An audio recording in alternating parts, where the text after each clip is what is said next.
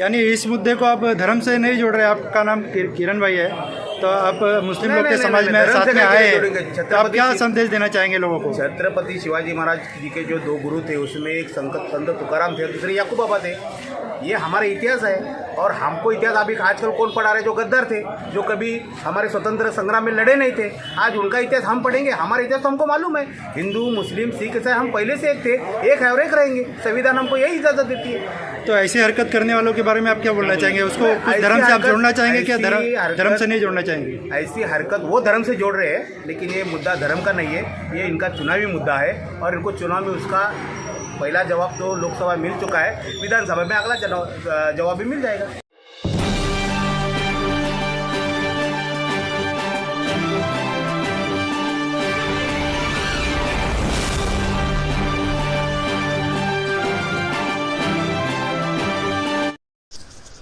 कायदा कानून की धज्जियां उड़ाते इस तरह के किए गए आतंकी हमले की हम कड़ी निंदा करते हैं। मुझे लगता है यह लोग बेरोज़गार हैं, इनके पास कोई काम धंधा नहीं है, इसलिए ये सब हरकतें करते हैं। कोल्हापुर विशालगढ़ 14 जुलाई की घटना को लेकर सर्वधर्मीय संविधान बचाओ समिति की तरफ से वसई तहसीलदार अविनाश कोष्टी साहब को ज्ञापन दिया गया। ऐसी घटना हम कड़ा विरोध करते हैं और हमारे देश के प्रधानमंत्री, मुख्यमंत्री एकनाथ शिंदे, उप मुख्यमंत्री देवेंद्र फडणवीस जी से दोषियों पर कड़ी से कड़ी कार्रवाई की मांग करते हैं, ताकि इस देश की सुरक्षा और भाईचारा बना रहे। और दोबारा ऐसी कोई हरकत करने से पहले 100 बार सोचे। इन लोगों को ऐसी सज़ा मिलनी चाहिए। मैं समझता हूँ ऐसे लोगों का कोई जात और कोई धर्म नहीं होता है। इन लोगों को किसी जात और धर्म से नहीं जोड़ना चाहिए। ये लोग सिर्फ आतंक फैलाने का काम करते हैं। ऐसे लोगों पर जल्द से जल्द कार्रवाई होना चाहिए, जिससे देश में एक अच्छा मैसेज जाए। इसी तरह की खबरों के लिए हमारे चैनल के साथ जुड़े रहें। चैनल को लाइक करें, शेयर करें, और चैनल पर अगर नए हो तो सब्सक्राइब करना ना भूलें। सावधान रहें, सुरक्षित रहें। धन्यवाद। सर्वधर्मीय संविधान बचाव समितीचे अध्यक्ष, अनेक वर्षापासून आम्ही त्या बॅनरच्या आंदोलनावर काम करतो। तर हे जे काय घडलं आहे विशालगडच्या जवळ, तर तिकडे हे जे काय घडलं आहे ते चुकीचं, त्याच्या संदर्भात आम्ही तुम्हाला एक निवेदन दिलेलं आहे। तर आमचं हे मत आहे की म्हणणं आहे की आपण हे पुढे शासन प्रशासनात शिकवा, आणि हे आपल्या जिल्ह्यामध्ये किंवा आपल्या तालुक्यामध्ये असं घडू नये, याच्यासाठी तुम्ही जे काही आदेश किंवा जे काही त्याच्यासाठी मार्ग काढत असतील ते करायचं, एवढंच म्हणणं आहे। आपलं निवेदन मी माननीय जिल्हाधिकारी कार्यालयात पाठवून देतो योग्य त्या कारवाईसाठी। बस इसीलिए आए हम लोग पे जो हालात चल रहे हैं, आपके भी होगा, जो चला क्या होता है, आम लोग जो होते हैं कानून के ही भरोसे हैं। कानून है, सत्तावादी लोग हैं। अगर कानून और हुकूमत में बैठे लोग इससे खामोशी इख्तियार करें, तो फिर आम लोग आमने सामने हो जैसा देख, तो फिर कोई पुरसाने हाल होता नहीं। तो हम लोग इसके ज़रिए ये आवाज़ पहुँचा रहे कि हर जगह कानून की बालादस्ती हो, सरकलंदी हो, कानून को ऊपर रखा जाए, उसका फ़ौरन एक्शन हो। शायद एक्शन हो तो ऐसी नौबत भी ना आए।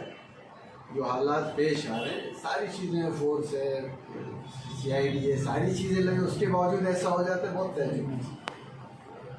सारी ताकत कुव्वत हुकूमत के हाथ में है। सारी आवाम वोट देकर उनको जिम्मेदारी देती है, उस जिम्मेदारी का बदला ये मिलता है। हर जगह फसाद, कितने हंगामे, ऐसे नहीं जिसके ऊपर जाती हुई वही परेशान होगा, जो जाति कर रहे वो भी परेशान होंगे।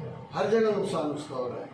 रास्ते फिर खराब, लोग बाग डरे, हर जगह डर का एक माहौल पैदा किया जो हो भी रहा है। अभी कोल्हापुर देख ही रहे थे, वो मुजफ्फरनगर में पाबंदी लग गई, हर मुसलमान अपना नाम लिख कर ऊपर लगाए दुकान। ये सारी चीज़ें बहुत अजीब है। इस तरह धीरे धीरे धीरे एक पार्टीशन कायम हो जाएगा। आप यहाँ अगर यहाँ की निस्बती से कुछ काम हो सकता है तो आपसे रिक्वेस्ट करना है कि आप वो बात पहुँचाएँ वहाँ पर कि कानून गलती सारी चीज़ें बहुत जिम्मेदारी का मामला है। ऐसा नहीं कि आदमी छोड़ जाएगा, जहाँ नहीं वहाँ कहीं तो पूछ होगी। वो बेचारे आम लोग होते हैं जिनके 2 वक्त की रोटी का भी इंतज़ाम नहीं है, सही है, वो मारे जाते, वो पीछे जाते, उनके रास्ते बंद होते, बाकी सारे लोग आराम से ऐसे। तो क्या तरतीब हो, क्या तदबीर लगाई जाए, सबको मिल के कोशिश करनी है कि ऐसी चीज़ें रुकें। बस इसी के लिए आया हम। यहाँ पर आप लोग क्या निवेदन लेकर आए वसई तहसीलदार में? आज मुस्लिम समाजातील वसई गाव येथील सर्व बंधू मुस्लिम समाजाचे ते आज इथे एकट्ठा आणि याच्या एकत्रित झाले आहेत.